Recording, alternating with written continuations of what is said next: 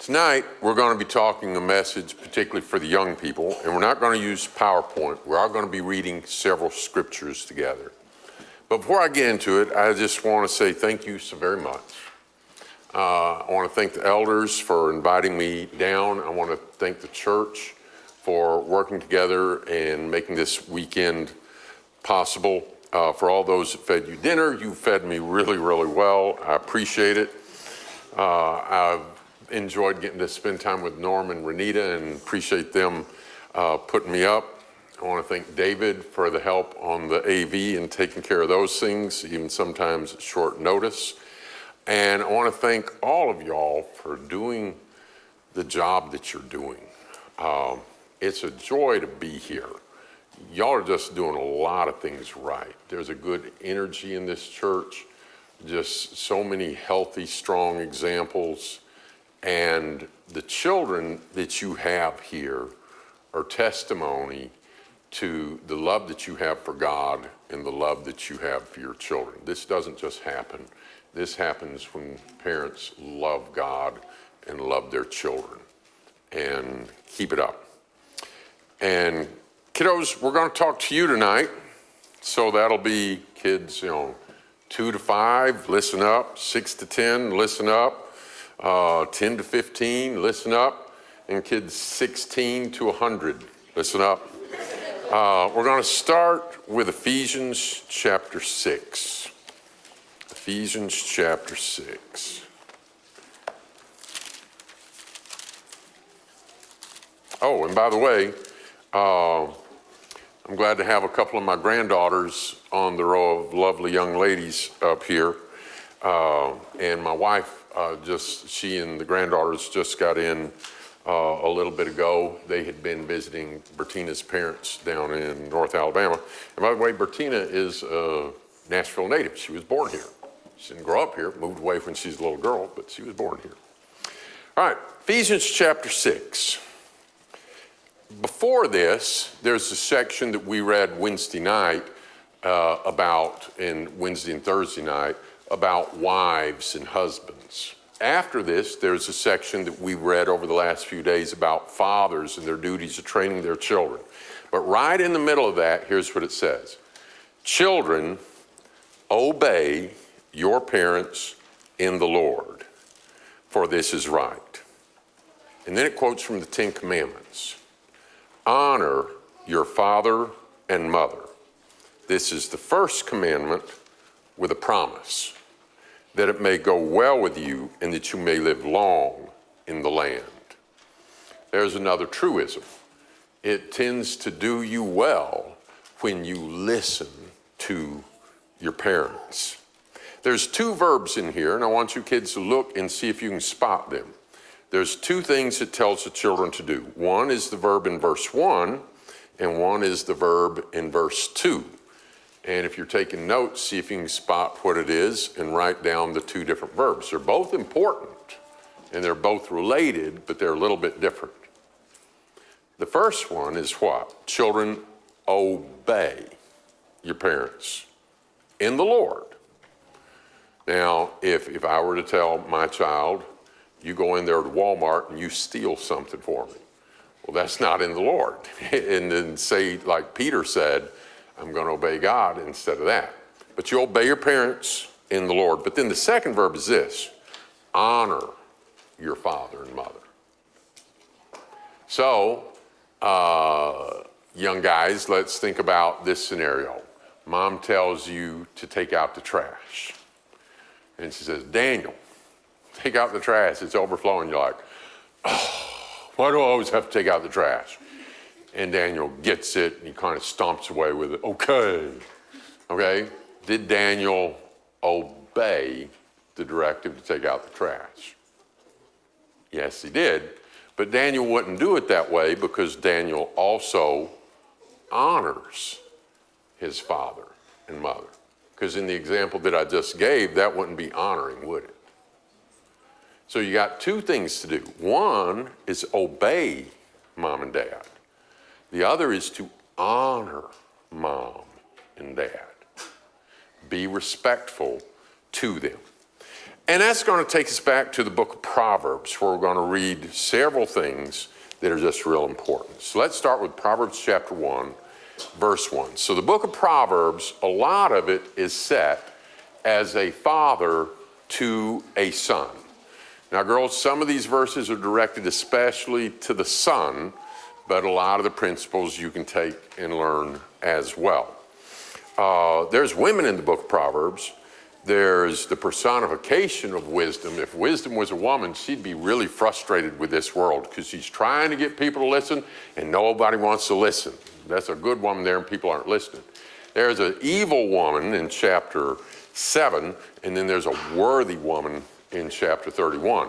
But let's start here in verse 1. The Proverbs of Solomon, son of David, king of Israel, to know wisdom and instruction, to understand words of insight, to receive instruction in wise dealing, in righteousness, justice, and equity, to give prudence to the simple, knowledge and discretion to the youth. It's like you young ladies up here at the front. There are so many things you know now that you didn't know 5 years ago. You have learned so much. Now, 5 years from now, you will know even more. 5 years from then, you will know even more and more and more if you are listening and gaining wisdom. We've got a lot of people in the world today, kids, that aren't gaining wisdom. We got a lot of people in this world that are playing stupid games and winning stupid prizes because they're living foolishly.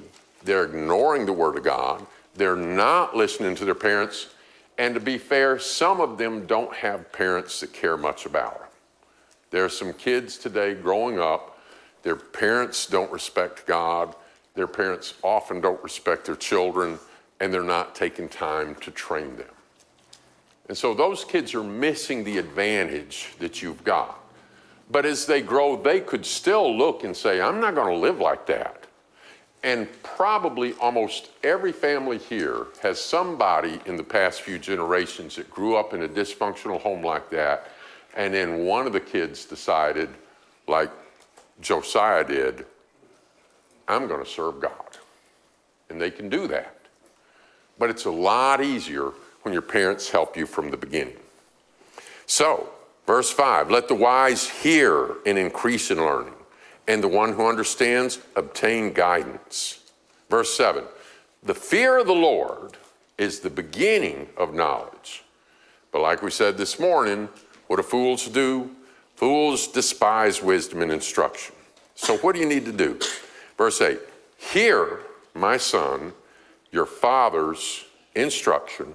Forsake not your mother's teaching. Listen to your parents. I mentioned when the ladies had get together yesterday and we were discussing some different parenting principles. I mentioned one time that I was asked to help out in a situation where a 13-year-old was having, and a mom were really kind of at odds. And the mom asked me to come help. And the mom's sitting over here and the 13-year-old is sitting there and the 13-year-old is all kind of sullen and everything. And I said to the 13-year-old, I said, do you think your mom knows what it's like to be 13? And she goes, no. It's pretty silly because guess how old her mom used to be? Right before 14 and right after 12, she spent a whole year being 13.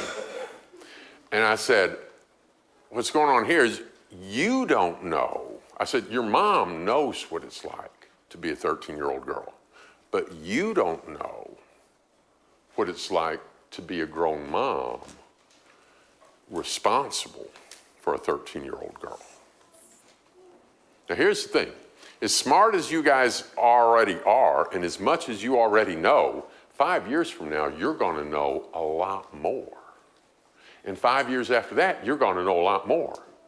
And you know when you're gonna know even more and more and more and more? when you get as old as your mom and your dad. See, they've already done all that. That doesn't mean your mom and dad know everything. They don't. My kids know for sure that I don't know everything. But you're going to know a lot, and your parents already do. And God has given you parents that are there to help you listen. And so it's your job to listen to them. Let's go over to chapter 2 and read some more about wisdom. My son, if you receive my words and treasure up my commandments with you, making your ear attentive to wisdom, inclining your heart to understanding. This is chapter 2, now verse 3. Yes, if you call out for insight, raise your voice for understanding. If you seek for it like silver and search for it like hidden treasure. So I think it was one of the boys the other day said he wanted to be a pirate. And one of the little guys. And pirates sometimes bury hidden treasure. And kids, I want you to imagine if you found out that years ago a pirate lived on your property. And you find an old pirate map, and you find out that that pirate left some buried treasure in your backyard. What would you and your dad start doing? That's right. You'd be digging, and you'd dig it. Would you dig one time and say, oh, I don't see all that gold and silver and pirate stuff? No. You would dig and dig because you want to get to it. Well, this says, if you will look for wisdom like other people would search for hidden treasures, then you will understand the fear of the Lord and find the knowledge of God. You might dig for the treasure and not find it. This says, if you will seek it that way, it says you'll find it. The Lord gives wisdom. From his mouth comes understanding. Drop down to chapter 3 and let's look at verse 5 and 7. Trust in the Lord with all your heart. Do not lean on your own understanding. In all your ways acknowledge him, and he will make straight your paths. Be not wise in your own eyes. Fear the Lord and turn away from evil. I want you to think about that idea of paths. So most everybody got here tonight in a car or truck or van on the interstate or a highway or some of the other roads around here. How did the Israelites travel? A lot of times they traveled by foot. And a lot of times that they're traveling by foot, and maybe through the mountains and different things, they might be walking on a path. And there's some interesting verses in the Bible, especially when we live near the Appalachian Trail. And up in the mountains sometime, I climbed up in the mountains one time in the dark. I was busy trying to get something done. And that's kind of difficult, climbing in the mountains at dark. And I want you to imagine somebody running on the Appalachian Trail at night. If any of you ever hiked the Appalachian Trail, you know there's logs across it, there's roots, there's rocks, there's various things. The book of Proverbs says that the evil run and don't know what they stumbled at. Because picture somebody running like that in the darkness. You don't have a light, you're just running in the dark, and your foot hits something. You can't see what it was because you're running in the darkness. And you stumble, and you're going down, and maybe you're tumbling down the hill, and it hurts, and you're breaking your bones, and it's not going well. And you don't know why, because you weren't watching. The book of Psalms says, your word is a light to my feet. So by listening to the word of God, we've got a light to our feet to know where to go. And we want to go on the right path. Proverbs is going to talk a lot about this. Jesus will later say, don't choose the broad way that goes to destruction. Take the straight and narrow way. And let's keep reading here some about this path. Let's go over to chapter 4 and start in verse 1. Hear, O my sons, a father's instruction. Be attentive, that you may gain insight. For I give you good precepts. Do not forsake my teaching. When I was a son with my father, tender the only one in the side of my mother, he taught me and said to me, let your heart hold fast my words. Keep my commandments and live. Get wisdom, get insight. Do not forget, do not turn away from the words of my mouth. Don't forsake her and she will keep you. That's wisdom. Love her, she will guard you. The beginning of wisdom is this, get wisdom. Whatever you do, get insight. Prize her highly and she will exalt you. She will honor you if you embrace her. She will place on your head a graceful garland. She will bestow on you a beautiful crown.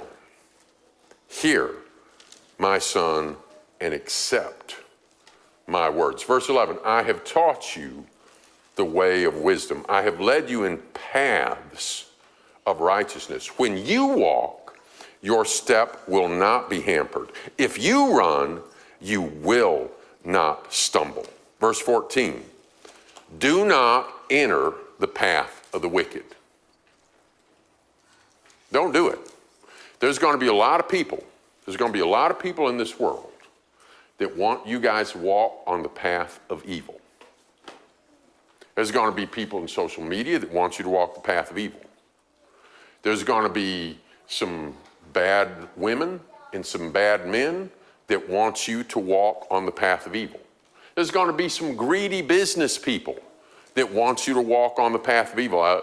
The other day, reading about a fellow who applied for a job, and in the interview, they said, what do you think about honesty and ethics? And he said, well, I think we need to have good ethics and ought to be honest. They said, that's not what we're looking for, because they were a crooked company and they didn't want to be honest to people. There's just all sorts of people out there that want you to do what's wrong for all sorts of selfish motives. And one thing they will do is they will offer you something. So back in chapter 1, it said, when sinners entice you, when they say, and there it's a description of the kind of guys that beat up the guy in the story of the Good Samaritan and robbed him. It's that kind of stuff. And it really relates, parents think about it, really relates to what's going on in a lot of inner cities today with the gang activity. Because it's like, throw in your lot with us. We'll all have one purse, and we'll shed blood and all these things. And they're doing these evil things. And it says what they don't realize is the person that they're really destroying is themselves. When people go against God and do wicked things, they hurt other people. But you know who they hurt constantly? Themselves. Because if there's somebody over there across town and he's just a bad person and being around him is destructive, you know what you and I can do? I'm not going to move by him. I'm not going to work next to him. I'm not going to go places with him. He's a bad person. He's destructive. But you know who can't get away from him? Himself. He's stuck with himself. Look to see an example. Let's just finish chapter 4, and then we're going to see the example I'm going to talk about. Drop down to verse in chapter 4. Look at verse 25, last 3 verses. Let your eyes look directly forward, your gaze be straight before you, ponder the path of your feet, then all your ways will be sure. Don't swerve to the right or to the left. Turn your foot away from evil. Now here's the example I want to give, and while I'm doing it, you can be turning to Proverbs 23. People that try to get you to sin, and the devil, they'll put something juicy up there. It's kind of like when you go fishing. If I go fishing, I've got a hook. But I don't just throw that hook in the water and hope that fish will bite the hook. Because there's nothing interesting about that hook to the fish. He doesn't want that hook. So what am I going to put on that hook? I'm going to put a big, juicy worm. Now, there might be an old, dried-up worm on the bottom of the John boat from last month. I'm not going to put that on there because that doesn't look good enough to the fish. So I'm going to put a fresh, big, juicy worm on there. And when the fisherman does that, what does the fish do? Does the fish see the hook? No, the fish doesn't see the hook. What does the fish see? Oh, look at that big juicy worm. Yeah, that's right. And he goes over there and he's thinking, oh, that looks good. And he grabs it, and then what does he get? There's the hook. Yeah, and it's not too long later, he's being filleted and fried and eaten with some lemon and some hush puppies, and then the skeleton's going in the trash. And that's kind of what the devil wants to do with us. So he puts lots of big juicy worms on the hook. We're going to look at one of those, Proverbs 23. And this is about drinking alcohol, the drunkenness. Verse 29, who has woe? Who has sorrow? Who has strife? We're in Proverbs 23:29. Who has complaining? Who has wounds without cause? Why do I have this black eye? Those who tarry long over wine, those who go to try mixed wine. Don't look at the wine when? When it's red, when it sparkles in the cup and goes down smoothly. So if you're at a party later and some people are saying, oh, you ought to try this. You ought to try this. And you're looking, it looks real pretty in the cup. And they said, oh, it's really good. See, that's the worm. That's that big juicy worm. But there's a hook. At the beginning, it sparkles in the cup, it goes down smoothly. In the end, it bites like a serpent and stings like an adder. Your eyes will see strange things, your heart will utter perverse things.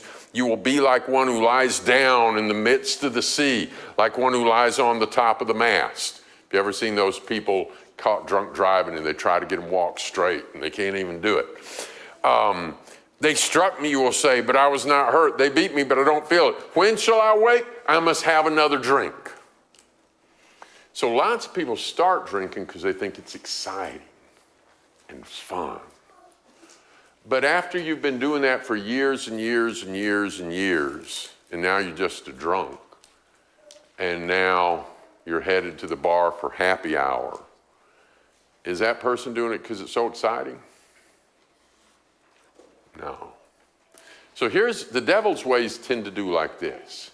He gives you something up front, and then it starts getting worse. So there's a fellow I know, he's dealt with like a lot of drug addicts. And I've known drug addicts who've told me this as well. I know a fellow used to do crack cocaine and sell it and end up in prison. But he said the first time you do it, it's like, feels so good.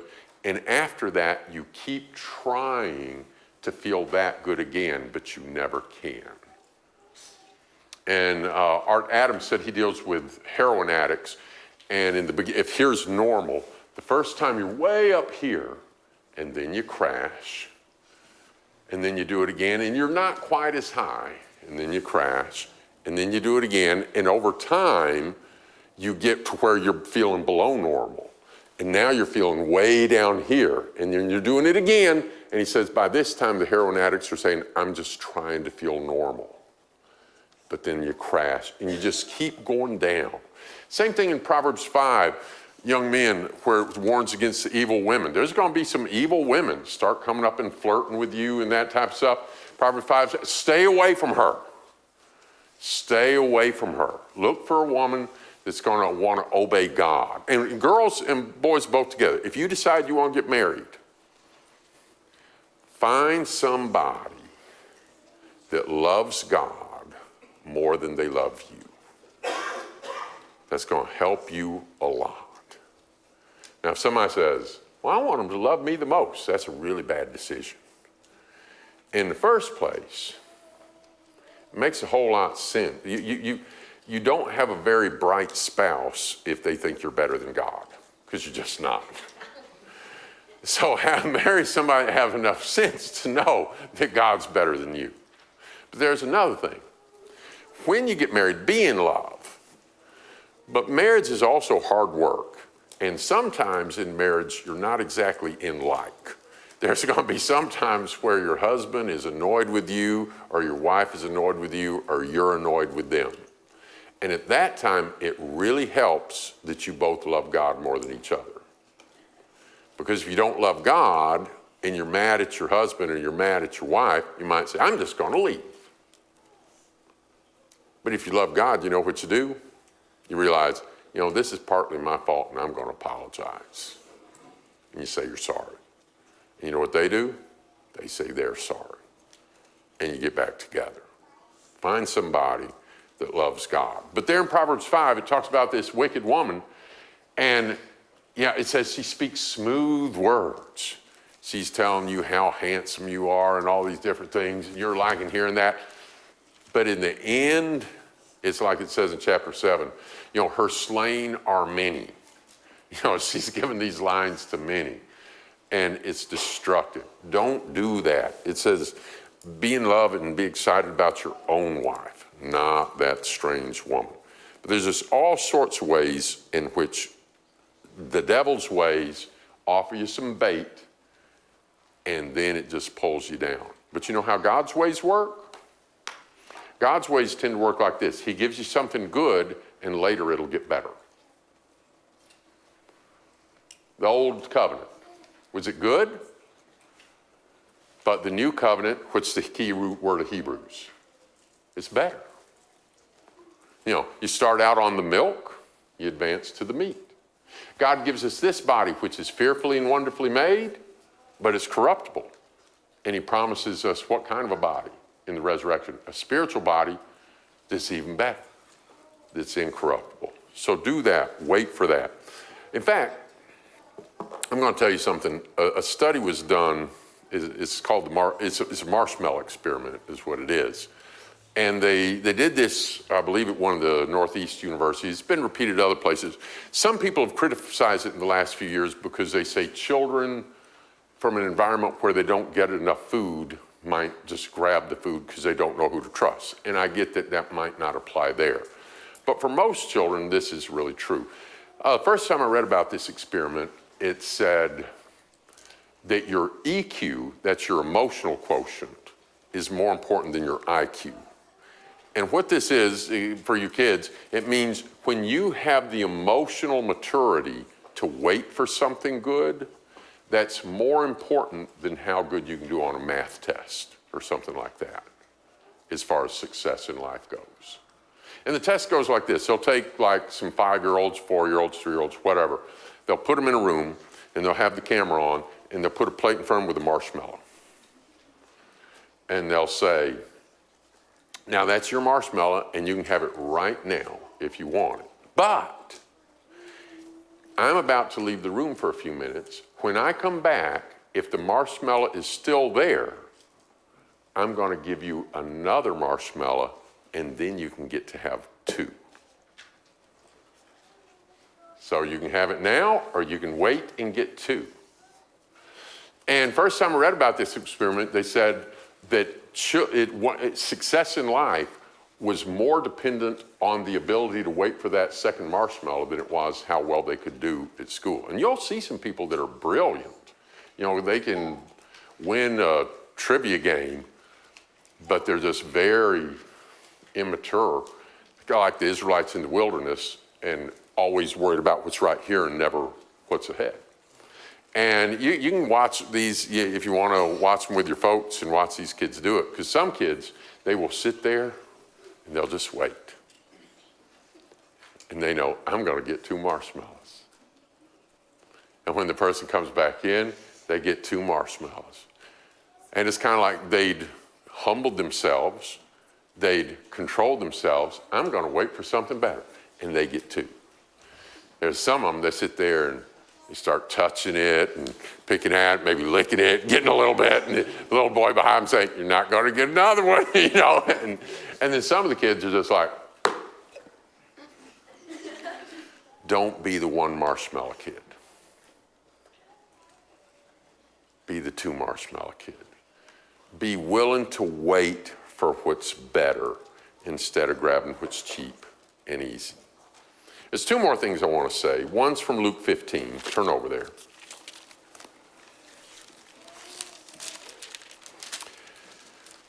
This is a parable about the lost son. In the context, I'm not going to be focusing on the main point of the context, but let's acknowledge what it is. Tax collectors and sinners have come to hear Jesus. And the Pharisees, because they're arrogant and self-righteous and don't like Jesus for whatever reasons, they're like, he's talking to those bad people. He's eating with them. And Jesus gives 3 parables. He said, you know, a shepherd, if he's got 100 sheep and one's missing, when that sheep is rescued and comes back, he's happy. Well, angels are happy when sinners repent. And you know, if a woman has 10 silver coins and she lost one of them and she finds one that was lost, that's the one she was worried about. She's happy. And angels rejoice when sinners repent. And here's sinners coming to hear the word and you're upset about it. Then he gave the last parable about the 2 sons. And you've got the one son who went away and did evil, and the other son, and when he comes back and he repents, the father's glad, but the older son is like the Pharisee. He goes, oh, he's having a party with him. We're not going to read the whole parable, but I want you to note one thing here. Look at the attitude early on in the son that ran away. Verse 11, there was a man who had 2 sons. We're in Luke 15:11. The younger of them said to his father, Father, give me the share of the property that's coming to me. He divided his property between them. Not many days later, the younger son gathered all he had and took a journey to a far country. There he squandered his property in reckless living. And when he spent everything, a severe famine arose in that country, and he began to be in need. And he went and hired himself out to one of the citizens of that country who sent him in the world to feed pigs. And he was longing to be fed with the pods that the pigs ate. And no one gave him anything. I want you to think for a minute, everybody, about the foolishness of this son and how it represents us when we're not wanting to serve God. This young man is going to come back to the father, but right now he's away. Why did he go to a far country? He didn't go next door. He didn't go to the next town. He went not to a close country. He went to a far country. He was trying to get away from his father. He didn't want a relationship with his father. He didn't want the rules of the father. He didn't want the responsibility. He didn't want to be seen by the father. In fact, you might say he didn't want anything to do with his father, except that's not true. There was one thing he wanted from his father. What did he want? The money. Give me the money, and then I want to do what I want to do. When we were walking against God, we were doing the same thing. Because when we didn't want God's rules, we still wanted his stuff.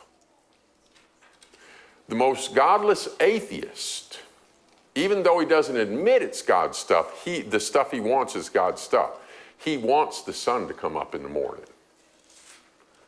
He wants the clean water of rain. He wants God's vegetables. He wants God's animals. He wants God's oxygen. He wants God's beautiful world. We want God's stuff, but when we're being foolish, we want to be in a far country from him. Just give me all the blessings and none of the responsibilities. And that's where this guy was. And for those of you that are teenagers and under teenagers, I want you to think about this. When a child says to their parent, I'm 13 years old, I ought to be able to fill in the blank. I'm 16, I ought to be able to fill in the blank. I'm 18, I ought to be able to, when kids say that, what are they usually filling in the blank with? A privilege or a responsibility? The kids usually come up and say, Mom, Dad, I've been thinking about it. I'm 13. I ought to be able to do the laundry. Dad, I've been thinking, I'm 16. I ought to be able to change the oil. Mom, Dad, I'm 18. I ought to be pitching in on the electric bill. I ought to pitch in on the property tax. No, that's not what they're saying. They're saying what? I ought to be able to have this. I ought to be able to go here. I ought to be able to be gone. And let me tell you, privilege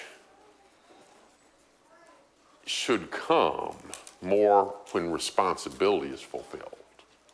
You fulfill responsibilities and you will get more and more privileges. What was this son thinking at first? I want all the privilege and none of the responsibility. But there's a beautiful part of it. He came to himself. And parents, when did he come to himself? Look at the text, please. Look at the text and see when he came to himself. There's a really important lesson here for parents.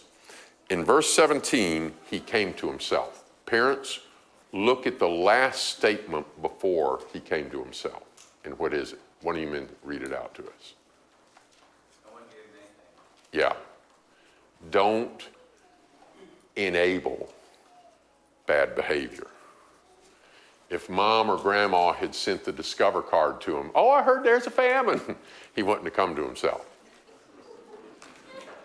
But when he comes to himself, you know what he did? Now he's not asking for, now he's asking for responsibility. One, he apologizes. He said, Father, I've sinned against heaven and in your sight. I don't deserve to be your son. And he was right. But in love and mercy, the Father gives him that. But then what he said, just let me work. Just let me be a servant. He's now learned. You see that? It's not about, I want privilege.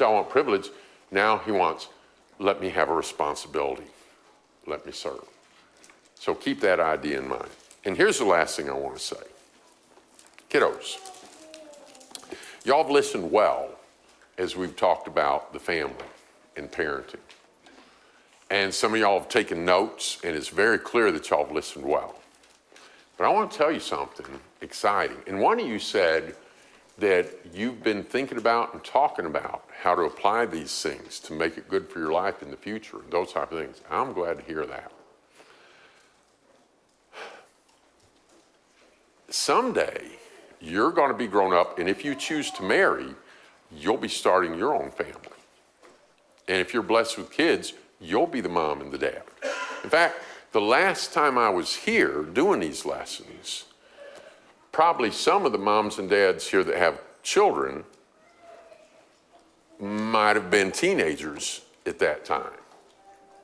And now they're the moms and dads with the kiddos.